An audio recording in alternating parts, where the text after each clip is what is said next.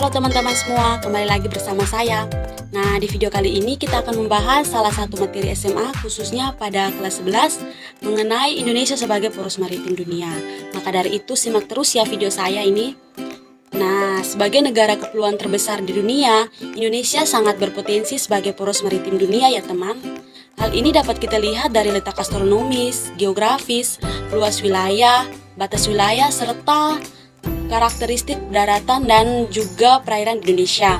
Untuk lebih jelasnya bagaimana kondisi wilayah Indonesia sebagai poros maritim dunia, kita akan membahas itu semua satu persatu ya teman-teman.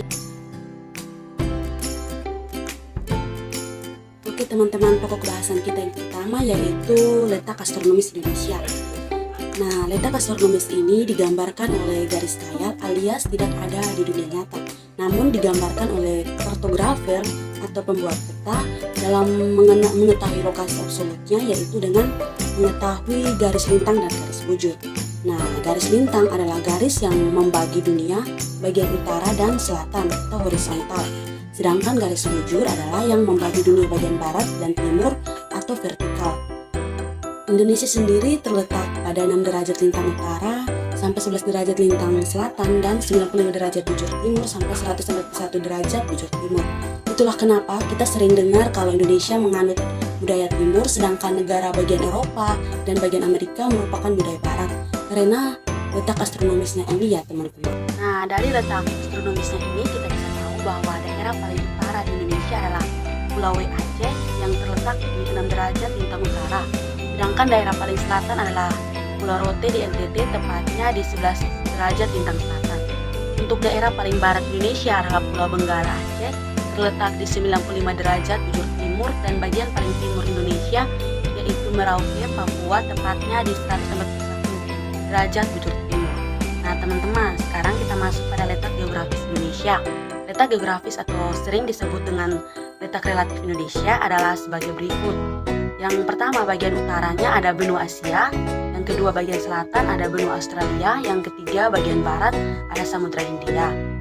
Nah, Indonesia dibilang sebagai dengan letak yang strategis, kenapa? Berikut dampak dari letak geografis Indonesia. Nah, yang pertama dari segi fisik memiliki dua musim, karena angin muson barat membawa musim kemarau dan angin muson timur membawa uap air atau membawa musim hujan.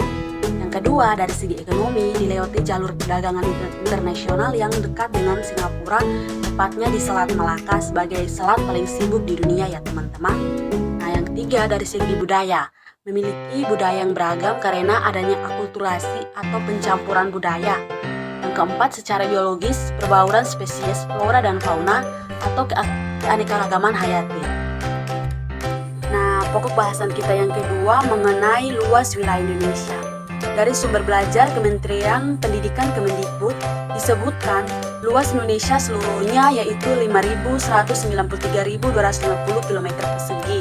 Rinciannya, luas daratan Indonesia adalah 1.919.440 km persegi, sedangkan luas lautan sekitar 3.273.810 km persegi. Dari luas daratan Indonesia sebesar 1.919.440 km persegi yang terdiri dari 17.508 pulau. Dari ujung ke ujung, Indonesia berbentang sepanjang 3.977 mil. Lautan Indonesia memiliki batas 12 mil laut serta zona ekonomi eksklusif 200 mil. Wilayah Indonesia berbatasan dengan sejumlah wilayah berupa wilayah suatu negara maupun wilayah samudra ya teman-teman.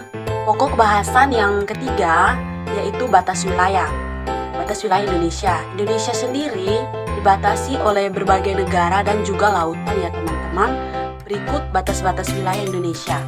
Nah, batas yang pertama, batas darat. Indonesia berbatasan dengan 3 negara yaitu Malaysia, Papua Nugini, dan Timor Leste teman-teman. Nah, yang kedua, batas laut. Indonesia berbatasan dengan 10 negara yaitu India, Thailand, Malaysia, Singapura, Vietnam, Filipina, Palau, Australia, Timor Leste, dan Papua Nugini ya. Sementara untuk perbatasan di bagian utara, daratan Indonesia berbatasan dengan Malaysia dan bagian perairan kita berbatasan dengan Singapura, Thailand, Vietnam, dan Filipina. Perbatasan di bagian selatan bagian daratan kita berbatasan dengan Timor Leste dan bagian perairan kita berbatasan dengan perairan Australia dan Samudra Hindia ya. Perbatasan di bagian barat, Indonesia hanya berbatasan dengan perairan yaitu Samudra Hindia dan Laut Andaman, sedangkan perbatasan bagian timur, daratan kita berbatasan dengan Papua Nugini dan perairan kita berbatasan dengan Samudra Pasifik. Nah, yang berikut kita masuk pada pembahasan yang keempat, di mana kita akan membahas mengenai karakteristik wilayah daratan Indonesia. Yang pertama, wilayah daratan Indonesia dibagi menjadi 3 wilayah, yaitu wilayah dataran tinggi, wilayah dataran rendah, dan wilayah gunung dan bukit. Yang pertama, kita akan membahas mengenai wilayah dataran tinggi, lebih dari 400 meter di atas permukaan laut, sehingga lebih sejuk dan cocok untuk dijadikan sebagai perkebunan ya teman-teman.